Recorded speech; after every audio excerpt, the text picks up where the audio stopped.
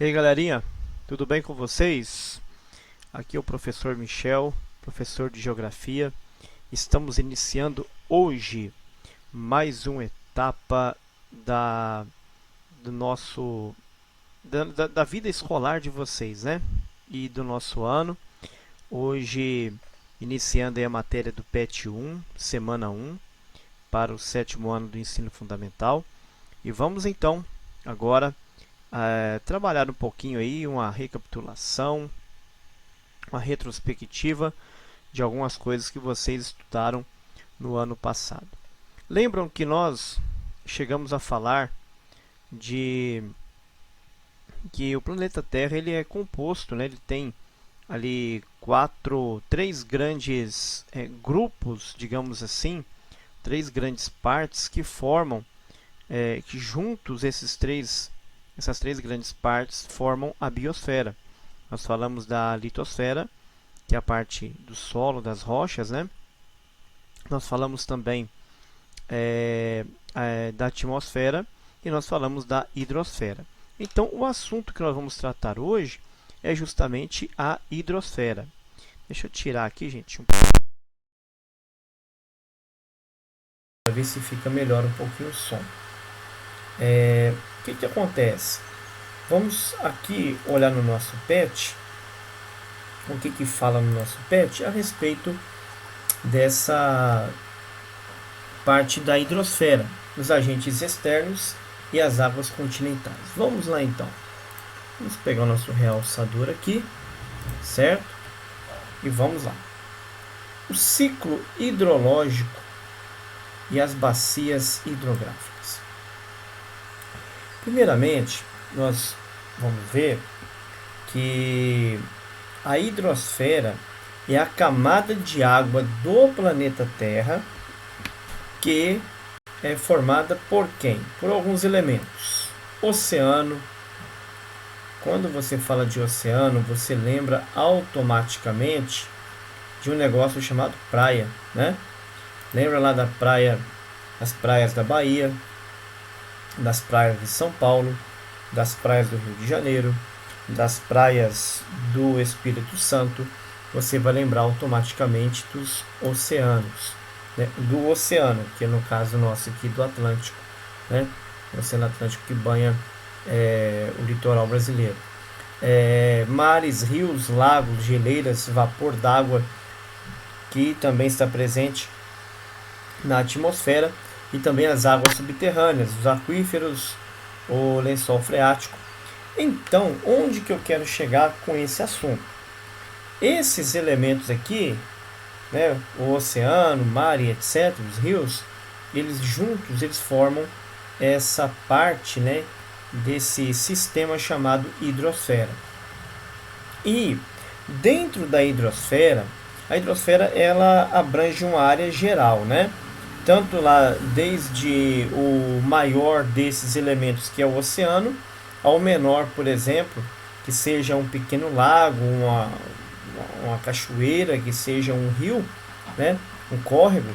Mas aí, quando a gente parte para uma área mais delimitada de influência de um rio em específico, nós estamos falando de um negócio que chama-se bacia hidrográfica. É o que nós vamos realçar aqui agora, a bacia hidrográfica. Coloquei de outra cor aqui.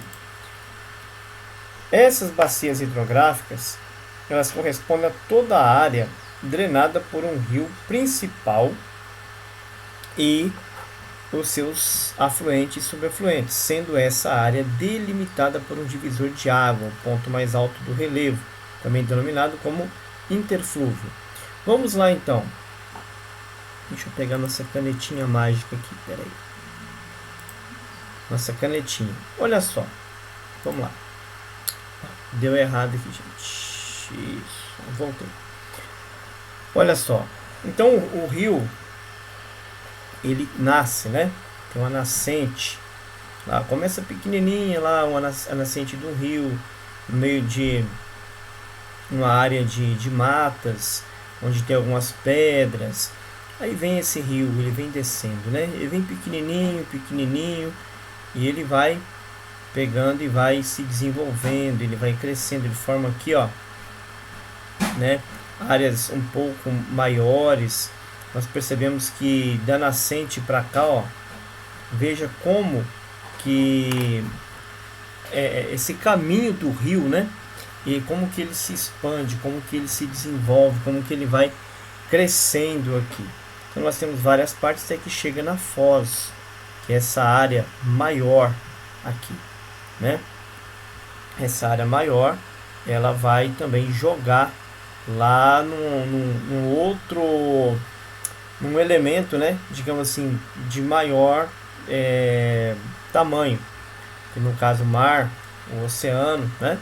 Então nós vemos aqui, isso aqui é uma representação de uma bacia hidrográfica, ou seja, ela começa com a nascente de um rio e chega até a foz, que é essa área maior aqui, e vocês podem observar a questão do relevo, porque essa água aqui, ó, ela está descendo, tá vendo? Olha como que essa parte do relevo ela é maior. Subentende-se pela a nossa imagem que nós estamos vendo que isso aqui é uma área mais alta, um relevo mais maior elevação. E o que acontece? Esse rio ele está descendo. Então cada um aqui, ó, desses braços do rio, vamos dizer assim, né, afluente, tá vendo? Ó? Tem as subafluentes aqui que são áreas que se dividem mais um pouquinho. Aí tem um leito, né? Uma área aqui que está mais a água fica mais represada aqui, ó, até que chega na foz aqui embaixo. Isso aqui é tranquilo.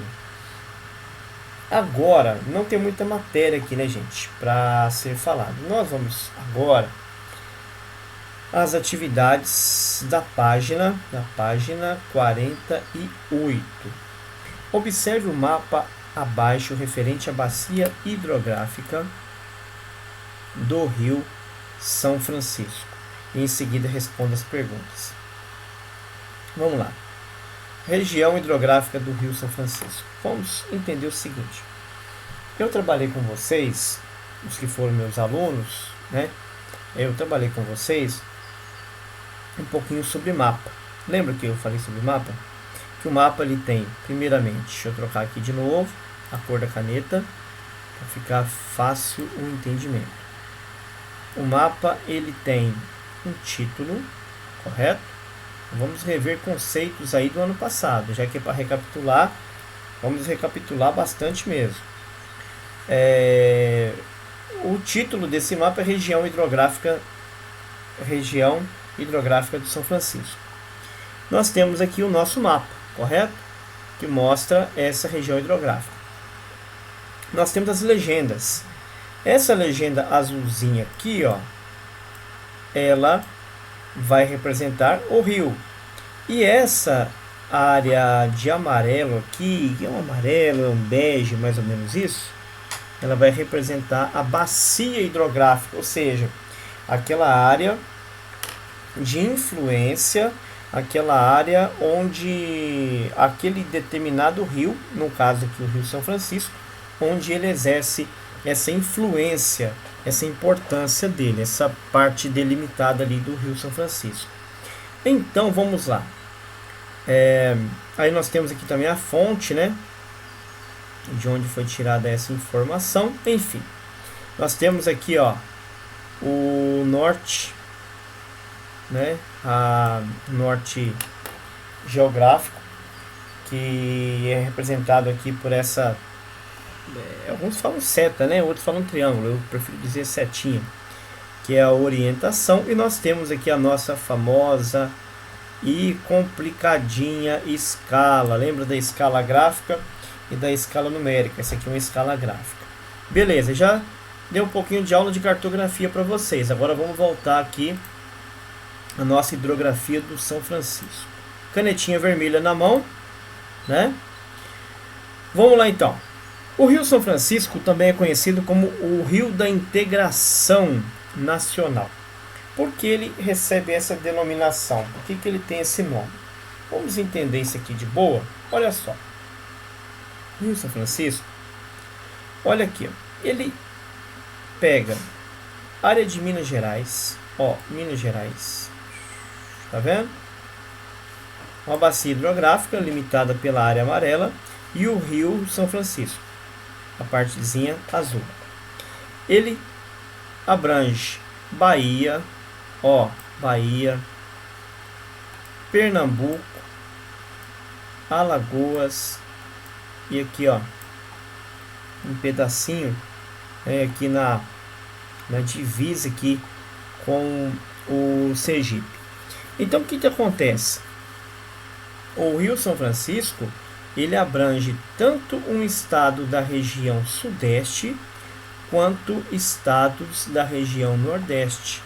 Traduzindo, ele faz a integração, ele liga, então ele tanto serve para nós que vivemos no sudeste, aqui em Minas Gerais, ele passa em Minas Gerais, quanto também ele serve para as pessoas desses estados mencionados aqui da região nordeste. Então o que acontece, gente? Qual que seria uma resposta adequada? Por que o Rio São Francisco é conhecido como esse rio de integração? Então a palavra integração quer dizer que ele integra, que ele une, né? Que ele une uma região do país a outra região do país, tá?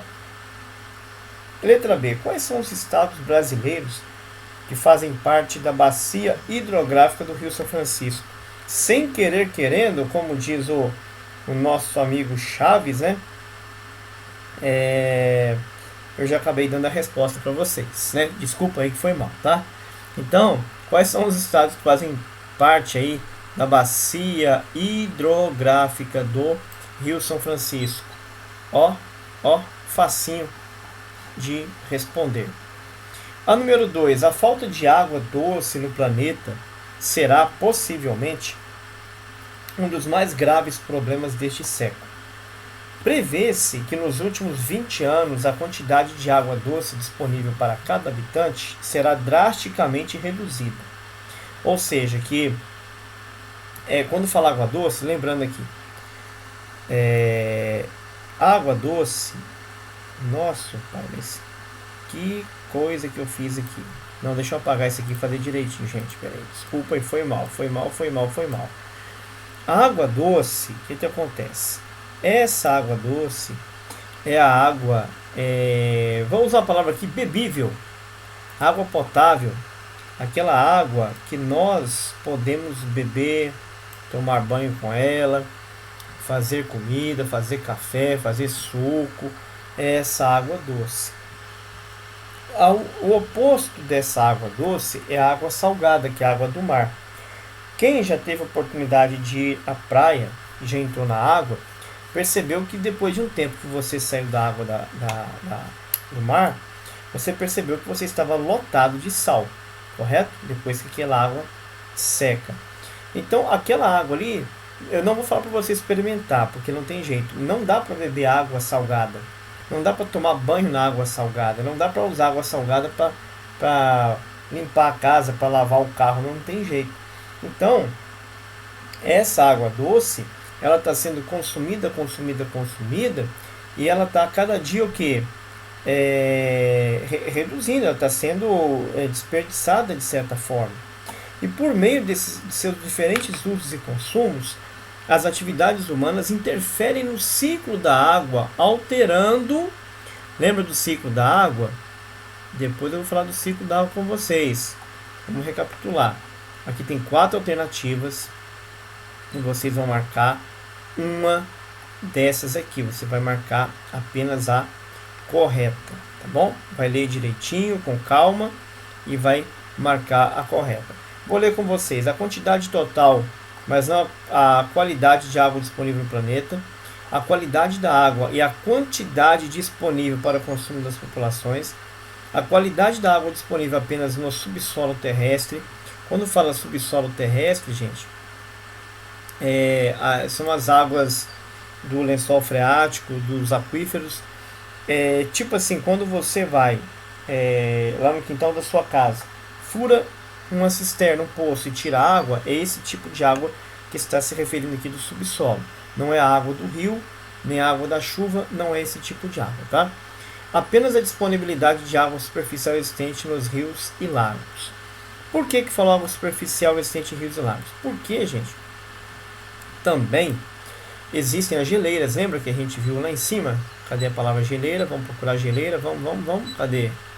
Cadê a geleira? Aqui. Achamos a geleira.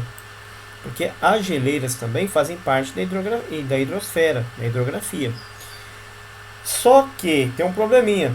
Se começar a derreter geleiras, vira água potável, pode virar água potável. E o problema que vai acontecer é o seguinte: essa água das geleiras vão diretamente para os oceanos e vai gerar também um aumento no nível da água, ou seja, os oceanos começarão a subir. O que pode acontecer com o passar dos anos?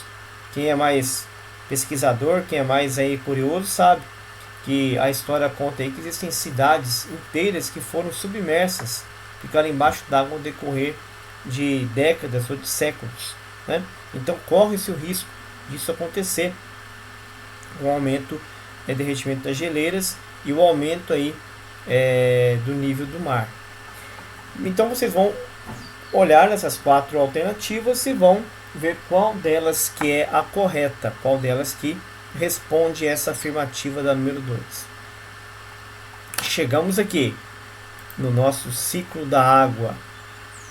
É porque não tem como interagir com vocês agora. Se não é perguntar qual a caneta que vocês queriam. Eu, quando estou dando aula presencialmente, eu gosto de usar giz colorido, né? Vocês sabem muito bem disso. Fazer aqueles desenhos feinhos, que não são bacanas não, mas ajudam bastante, né, na explicação. Mas aqui tem um desenho bonito.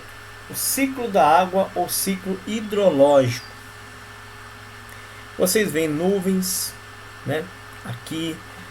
E tem todo aquele processo do ciclo hidrológico. Quando fala ciclo, gente, vamos entender. O ciclo, o que é? O ciclo é um ciclo, ele lembra um círculo. Por quê? Ele não tem um começo, ele não tem um meio, ele não tem um fim. Ele é infinito, né? Esse ciclo da água. Só que a questão é a seguinte: entende-se também que com o mau uso da água, aí você fala assim, professor, mas se é infinito, então não há possibilidade da água acabar. Então você está sendo contraditório. Não está sendo contraditório. O que acontece? Com o mau uso da água, e existem outros problemas também, que chama-se desmatamento, um deles, poluição. A água, a precipitação de chuva pode diminuir em determinadas regiões. E podem também aumentar em outras regiões do planeta. Por isso, o que acontece? Nós vemos relatos de cidades que outrora, que em outro tempo, tinham uma boa quantidade de chuva durante o ano e diminuiu drasticamente. Rios que se secaram, rios que diminuíram muito. E em outros lugares também, em compensação, houve elevação de rios, houve elevação de mares e o aumento de chuvas fortes, o aumento de chuvas durante os períodos do ano, uma mudança nas estações do ano, o clima, não só o tempo, mas o clima, ele começa a mudar em diferentes regiões do planeta. Por que isso ocorre? Isso ocorre devido à ação do ser humano. Então nós temos aqui todo esse processo aqui, ó. Por exemplo, deixa eu pegar aqui, ó, água do mar. Ó, Guarapari, né? Quem gosta de Guarapari, por exemplo, água do mar, ela vai na evaporação, ela vai se evaporando. Lembra lá quando a sua mãe vai fazer café e a água começa a borbulhar e ferver, aí sobe aquele vaporzinho. É isso que acontece na água do mar, por causa do calor. Nosso amigo Sol, né? Ele vai aqui, ó, esquentando a água do mar, e essa água do mar vai evaporando, vira vapor, sobe. Beleza, foi lá para cima e formou essas lindas e maravilhosas nuvens, certo? Aí tem também a transpiração vegetal. Aí daqui a pouco você vai falar assim, professor, então quer dizer que os vegetais suam? Então eles têm suor? Gente, não é bem um suor, mas é como fosse isso, ele transpira assim. Os vegetais mandam o digamos assim, água para a atmosfera, tá? Por isso que a importância aí do reflorestamento e da preservação também das matas, né? Por isso que a gente fala tanto, bate tanto nessa tecla. Até foi desenvolvido um projeto na escola, né? No ano passado aí, com a questão do plantio de árvores e tudo, que é muito importante. Enfim, a água então sobe em forma de vapor pela transpiração vegetal e pela evaporação da água do mar, forma essas lindas e maravilhosas nuvens, e essas nuvens elas vão o que? Haverá precipitação de chuva, né? Água líquida. Essa água líquida aqui, ó, ela vai pegar uma parte dela, vai encher também, completar os lagos, né? Vai formar os lagos, vai cair nos rios, etc, etc. Mas uma parte também que não cai no lago, nem no rio, nem no mar, etc, vai cair aqui, ó, na parte subterrânea. Águas subterrâneas, água do lençol freático, né? Vai ficar lá embaixo aqui, ó, embaixo, tá? Aqui tem água também, nós não estamos vendo, mas existe. Então, todo esse processo ele vai acontecendo. Aí lá em cima também você pode ter, ó, uma situação que tem uma geleira, tá? Essa geleira ela vai, com o passar do tempo, com o aquecimento global, etc, etc, etc, pode gerar também o degelo, né? Isso pode ir acontecendo dessa água escoar, né? Ela vem descendo, ela vai para outros lugares. Então, assim, são várias formas que a água ela chega aqui na Terra e que ela sobe também para que elas virem nuvens, tá bom? Beleza, então eu acho que aqui está entendido, certo? Aí tem a fonte aqui, belezinha, tal, o site, caso vocês, né, queiram fazer uma pesquisa mais aprofundada. Explique como ocorre o processo natural denominado ciclo hidrológico. Vamos tirar essa canetinha amarela aqui que já venceu o tempo dela, né? Você vai explicar isso aqui, ó, o ciclo hidrológico. Você vai explicar esse ciclo hidrológico aqui que eu mostrei para vocês. Vocês vão escrever como que ele ocorre, né? A água do mar ela evapora, que não sei o que e tal. A água, as geleiras vão degelando e acontece tal. Aí você vai explicar tanto como a água sobe quanto como ela também desce, tá bom? Explique a relação do ciclo hidrológico com as atividades econômicas que acontecem nas áreas rurais e urbanas. Tá bom. Aí o que você precisa de fazer, meu aluno? Você vai explicar o seguinte: o que seria uma fábrica sem água? O que seria a construção civil, construção de casas sem água? O que seria a vida do ser humano e dos animais sem água? O que seria uma fazenda que cria gado sem água?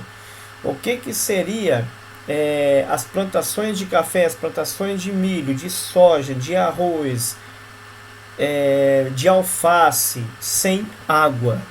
O que seria da Terra, do planeta Terra sem água? Quer saber a resposta? Nós seríamos talvez Marte. Nós seríamos um outro planeta que não fosse o planeta Terra, né? Seria um planeta sem vida. Então você vai explicar qual a relação, como que a água é importante, em que ela é utilizada nas áreas rurais. na roça e como que a água é utilizada nas cidades, tá bom? Vocês vão escrever isso aqui. Observe a charge abaixo, tem aqui ó, uma charge e há uma crítica, né? Essa daqui, deixa eu até circular. Precisa de falar mais alguma coisa? Não, né? Já circulei aqui, já deu para entender. Qual que é a crítica apresentada pela charge que faz referência ao uso das águas continentais da hidrosfera? Água continental, gente, lembrando, a parte dos mares, né, oceânica, né, é a água salgada. Aqui está se referindo não à água que sai do oceano, é a água que tem dentro do continente. Água dos rios, lagos, lagoas, ribeirões, cachoeiras, córregos e etc. Tá bom? Represa. Leia a afirmação: a água do mundo está acabando. Justifique sua resposta. E aí? A água está acabando? A água está mudando de lugar? O que está acontecendo com a água? E que água que é essa? É a doce, é salgada? Explica isso para nós. É isso que nós queremos saber. Então, gente, na página 50 encerra a nossa semana 1. É uma materinha fácil, é uma materinha tranquila, não é difícil, não se apavorem, tá? Pode assistir esse vídeo com muita calma, risquei, rabisquei de cores diferentes, tudo para vocês ficarem bem atentos aí a essa matéria, tá bom? Então nos vemos aí na próxima aula, na próxima videoaula, na próxima semana, e estarei à disposição para responder também as dúvidas de vocês. Deixa eu aparecer um pouquinho aqui, né? Isso, aparecia agora. Então, gente, é isso aí que eu queria falar para vocês. Espero que tenha ficado claro. Eu explico devagar, explico tranquilamente para que possa ficar muito explicado, muito claro para vocês. Mas caso ainda tenham dúvidas, podem me perguntar, tá bom? Então, tchauzinho para vocês, fiquem todos com Deus.